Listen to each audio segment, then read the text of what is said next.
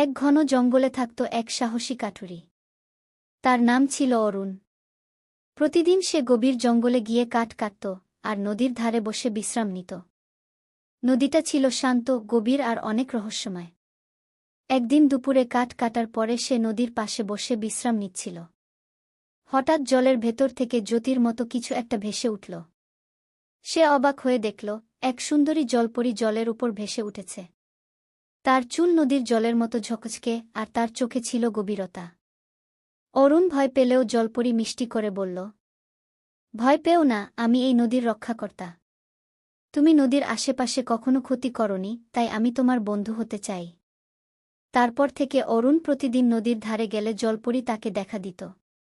সে নদীর গল্প বলত, কোনো পাখি কোথা থেকে আসে, কোন ফুল রাতে ফোটে, আর জলের নিচে কেমন এক রাজ্য আছে।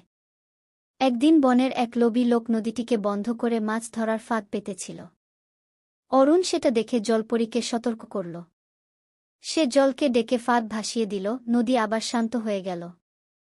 জলপরী বলল, তুমি শুধু আমার বন্ধু নও, তুমি আমার রক্ষাকর্তা গু। তারপর থেকে অরুণ ও জলপরী রইল এক অপরূপ বন্ধুত্বে বাঁধা, একজন মাটির মানুষ আর একজন জলের আত্মা।